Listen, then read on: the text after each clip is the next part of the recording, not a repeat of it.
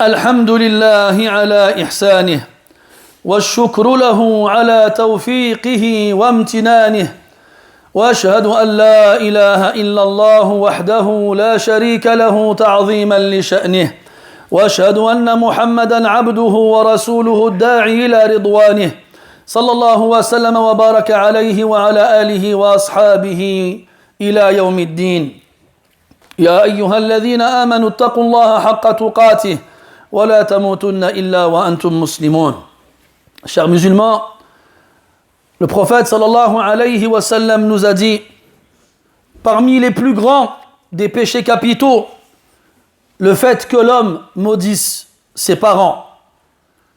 On dit alors au prophète alayhi salatu wa salam, ô messager d'Allah, comment est-ce qu'un homme peut maudire ses parents?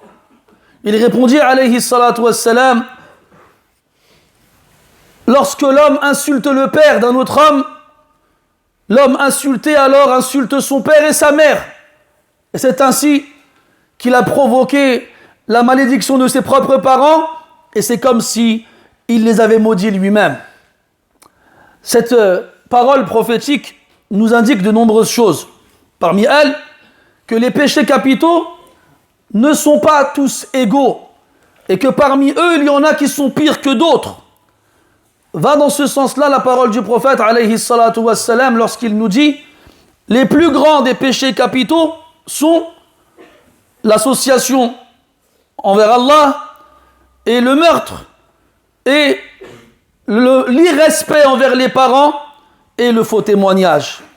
Donc il y a des petits péchés et il y a des grands péchés. Et dans les grands péchés, il y en a qui sont pires que d'autres. Et parmi les pires des péchés, le fait d'être irrespectueux envers ses parents.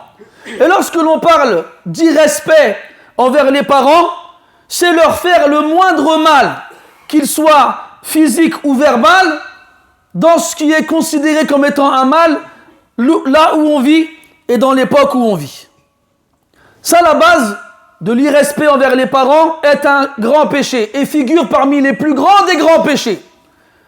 Que doit-on dire alors lorsque la personne insulte et maudit ses propres parents?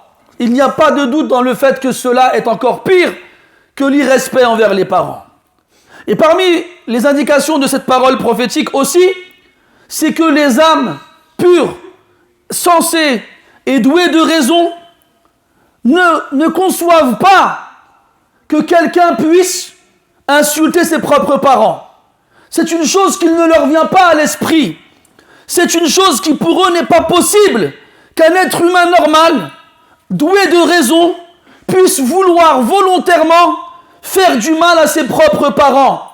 C'est pour ça que les compagnons radiyallahu anhum ont interrogé le prophète sallallahu alayhi wa sallam. Comment cela est-ce possible? Parce que si le prophète ne leur avait pas dit cela, ça ne leur serait pas venu à l'esprit que cela puisse se passer. Ce qui montre bien que ce genre de choses-là n'existait pas auparavant. Et parmi aussi les indications de cette parole prophétique, c'est que si quelqu'un insultait ses parents, c'était indirectement. C'était pas face à face, les yeux dans les yeux, l'enfant qui dit à son père ou à sa mère des mots grossiers ou vulgaires. Non, c'était par une voie indirecte. Il va se disputer avec quelqu'un, il va insulter sa mère, son père, et l'autre, forcément, ses parents se font insulter, alors pour se défendre, il va insulter les parents de celui qui l'a insulté. Et donc, en agissant ainsi, le premier aura été la cause du fait que ses propres parents soient insultés.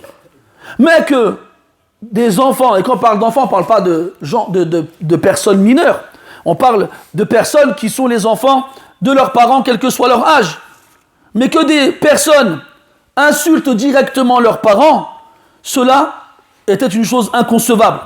Et c'est pour ça que le prophète sallallahu alayhi wa sallam ne l'a pas cité dans le hadith. Et nous vivons une époque étrange et spéciale, dans laquelle jamais nous ne cesserons d'être étonnés. Et sachez, mes chers frères, que si aujourd'hui j'ai choisi de vous parler de ce sujet-là, c'est parce que de nombreuses personnes viennent me voir, ou viennent voir autre que moi, parmi les pères et les mères pour se plaindre du manque de respect qu'ils subissent à longueur de temps de leurs propres enfants. Que ce soit des garçons ou des filles, qu'ils soient adolescents ou adultes. Et si ça t'étonne d'entendre ces choses-là, sache que le manque de respect ne s'arrête pas seulement à une désobéissance, mais ça va jusqu'à l'insulte. Et des fois, ça va même jusqu'au coup. Des parents qui nous disent « mes enfants, ils me frappent ». Et vous croyez que ces parents qui viennent nous voir à la mosquée, ce sont des gens qui ne sont pas musulmans? Ben non.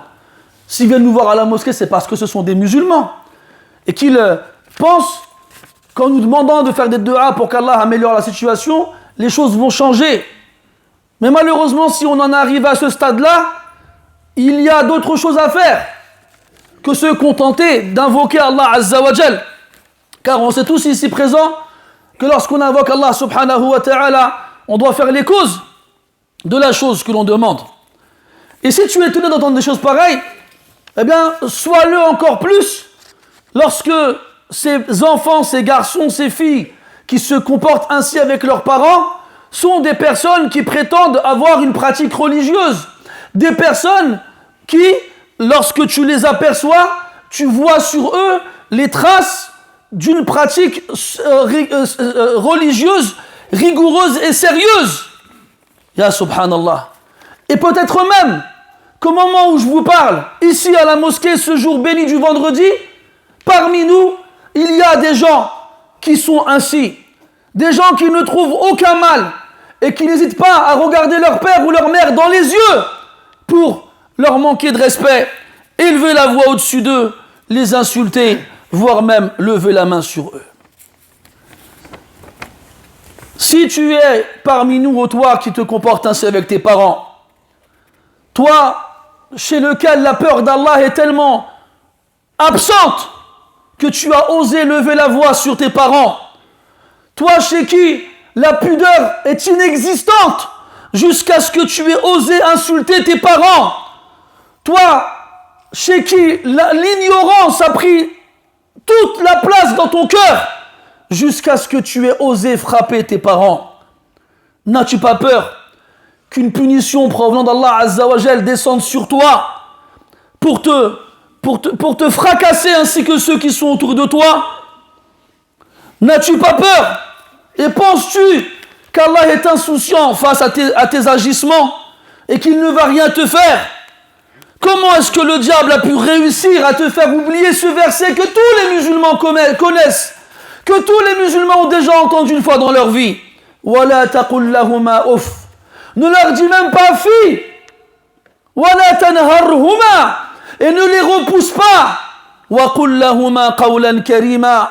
Et dis-leur des paroles vertueuses, des bonnes paroles. Écoute le prophète sallallahu alayhi wa sallam qui s'adresse à toi. Il a dit, il y a deux portes qui font descendre une punition très rapide sur celui qui les ouvre. Ces deux portes-là sont l'agression et l'irrespect envers les parents. Qu'est-ce qu'on doit dire de toi alors qui a réuni les deux? L'agression et l'irrespect envers tes parents. Tu n'as trouvé personne d'autre à agresser que ceux qu'Allah Ta'ala a fait la cause pour que tu existes ici-bas. Ceux qu'Allah t'a ordonné d'être bon envers eux ici-bas. Tu les agresses et tu leur manques de respect. Et après, tu t'étonnes pourquoi les punitions s'abattent sur toi jour après jour. Et tu ne sais même pas pourquoi. Tu ne réfléchis même pas à la raison de cette punition qui s'abat sur toi régulièrement. Arrête-toi avant qu'il ne soit trop tard. Et il sera trop tard quand tu seras mort ou quand tes parents mourront avant toi. Ces parents que tu as agressés et ces parents auxquels tu as manqué de respect. Comment seras-tu à ce moment-là? Lorsqu'une des portes du paradis sera fermée devant toi, alors que tu as ouvert une porte de l'enfer avec tes agissements. Comment seras-tu le jour où cette punition s'abattra sur toi? Celle dont le prophète a parlé, sallallahu alayhi wa sallam. Il a dit, que son nez soit plongé dans le sable, que son nez soit plongé dans le sable. Que son nez soit plongé dans le sable, c'est-à-dire qu'il soit humilié. On lui dit qui, ya Rasulallah? Il a dit celui dont les deux parents atteignent la vieillesse, ou l'un d'entre eux, alors qu'il est présent, et avec ça, il rentre quand même en enfer. Et avec ça, il rentre quand même en enfer. C'est-à-dire, Allah, il t'a permis d'avoir tes parents âgés auprès de toi, ce qui devrait être une cause pour rentrer au paradis en étant bon envers eux, mais toi, à l'inverse, tu as fait d'un bienfait une cause de punition. Comme Allah il a dit subhanahu dans le Coran quand il dit Alam tara ila alladhina baddalu ni'matallahi kufra. As-tu vu ceux qui ont changé les bienfaits d'Allah en ingratitude? Au lieu de les accueillir avec gratitude, ils les ont accueillis avec ingratitude. Quand tes parents ils vont mourir et qu'à ton tour tu deviendras un parent et qu'Allah il te punira dans tes enfants si tu ne te repens pas. Et que à ton tour tu connaisses et que tu goûtes au manque de respect, aux insultes et aux agressions de tes propres enfants, des fruits de tes entrailles, à ce moment-là, tu souhaiteras que ces parents que tu as enterrés et qui n'ont gardé de toi que le manque de respect comme souvenir, tu souhaiterais qu'ils soient présents et vivants, afin que tu puisses les serrer contre toi, en pleurant et en regrettant. À ce moment-là, tu voudras qu'ils soient avec toi afin que tu puisses leur embrasser leur front, leurs mains et leurs pieds. À ce moment-là, tu voudras qu'ils soient présents pour implorer leur pardon et leur mansuétude quand toi, tu leur as manqué de respect. Mais tu ne pourras pas. Ils ne sortiront pas de la terre pour toi. Ils ne viendront pas te voir pour que tu puisses effacer tes erreurs. Ce sera trop tard. Tu n'auras aucun retour possible. Par Allah, ô toi qui es désobéissant et irrespectueux envers tes parents, si tu ne te repens pas, par Allah, tu seras privé toute ta vie de la réussite, toute ta vie de la subsistance, toute ta vie de la bénédiction. Et Allah t'acheminera vers un endroit où tu seras frappé par sa punition, un endroit auquel tu ne pensais pas et qui ne t'est jamais venu à l'esprit. Et tu seras rétribué ici-bas par des inquiétudes, des soucis et des angoisses. Tu ne te sentiras jamais à l'aise, tu ne te sentiras jamais bien. Et garde en tête que le châtiment de l'au-delà sera encore plus fort et ne s'arrêtera pas. Repens-toi tant qu'il y a dans la vie du temps. Repens-toi tant que tes parents sont encore vivants. Va vers eux en courant et accroche-toi à leurs pieds parce que c'est là-bas que tu trouveras le paradis. Va vers eux en te hâtant. Et fais-les rire comme tu les as fait pleurer. Va vers eux en galopant et rends-les heureux comme tu les as rendus malheureux. Peut-être alors qu'Allah remplacera tes méfaits par des bonnes actions. Peut-être alors qu'il déversera sur toi ses bénédictions, sa miséricorde et son pardon. Muhammad ibn al-Munkadir rahmatullahi alayhi disait: j'ai passé une nuit avec mon frère et ma mère. Mon frère a veillé sans dormir toute la nuit en prière, pendant que moi, j'étais occupé à masser les pieds de ma mère. Et par Allah, je n'échangerai pas sa nuit contre la mienne pour rien au monde. Je n'échangerai sa nuit contre la mienne pour rien au monde. Un, il a passé la nuit en prière. L'autre, il a passé la nuit à masser les pieds de sa mère.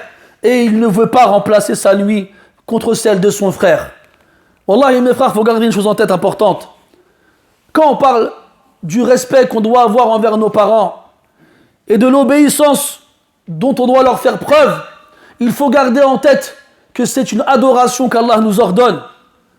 C'est Allah qui nous ordonne d'être bons envers les parents. وَقَضَى رَبُّكَ أَلَّا تَعْبُدُوا إِلَّا إِيَّاهُ وَبِالْوَالِدَيْنِ إِحْسَانًا. Allah il nous a ordonné de n'adorer que lui et d'être bienfaisant envers les parents. وَصَاحِبْهُمَا فِي الدُّنْيَا مَعْرُوفًا. Et accompagne-les ici-bas de la meilleure des façons, de la façon la plus convenable.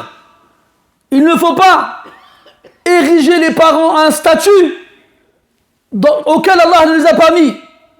On n'est pas respectueux envers les parents pour les parents. On est respectueux envers les parents parce que c'est Allah qui nous l'a ordonné.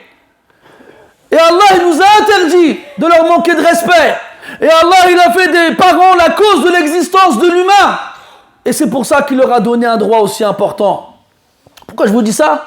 Parce que des fois, il y a l'autre extrême. Des gens, leurs parents leur disent noir, ils leur disent blanc, ils écoutent aveuglément sans réfléchir. Même si, dans cela, il y a des obéissances envers Allah subhanahu wa ta'ala.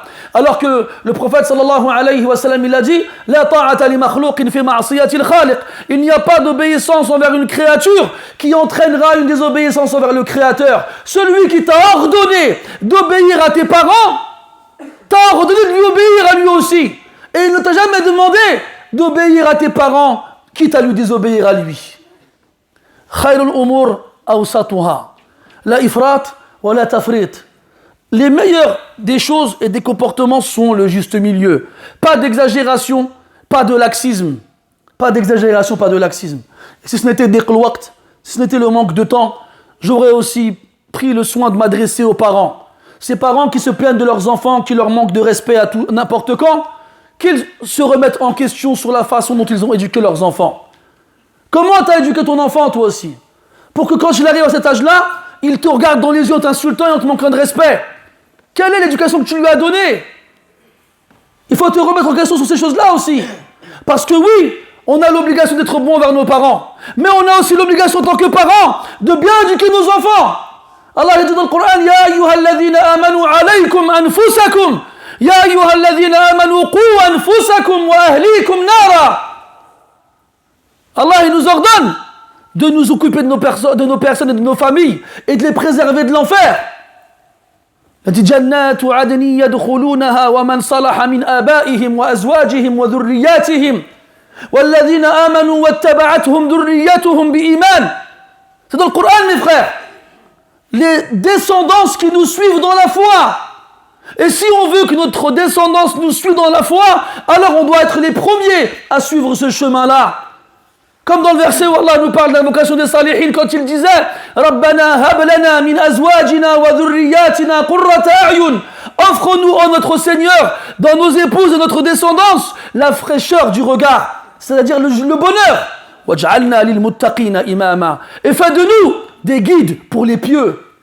Tu veux que tes enfants te réjouissent dans leur piété, sois toi le premier à être pieux. Amma anta faba'idun kull al-bu'di 'anil masjid.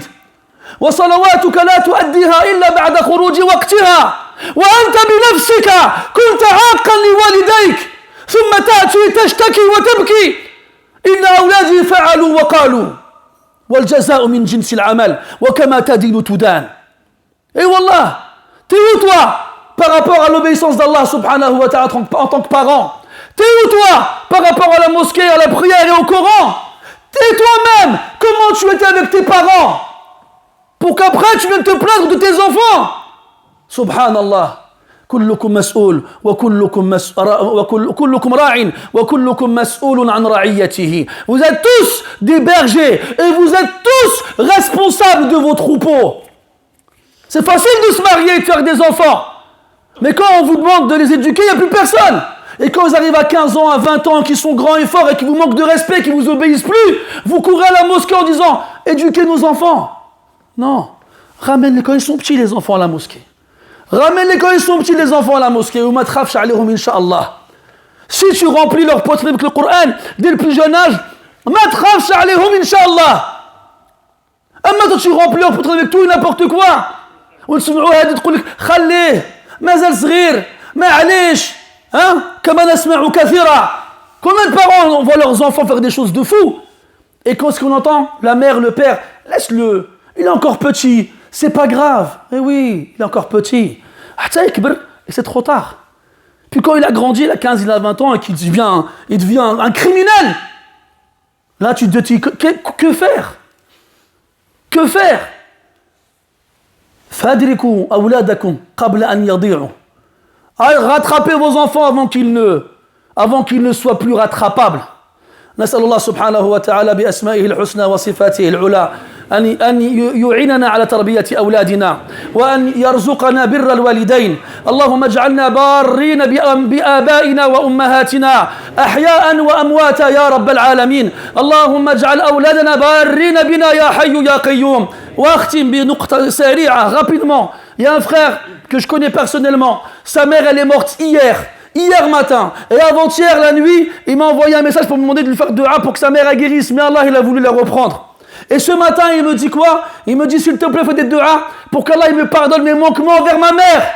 Sa mère elle est morte et vos mères elles vont mourir comme les mères des autres Israël sont mortes.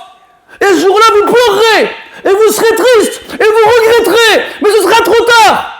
Ya Akhi, Ya Ukhti, ton père et ta mère ils sont vivants, cours. Va les prendre dans tes bras, embrasse leur front, embrasse leurs mains, parce qu'ils vont mourir et tu pourras plus le faire.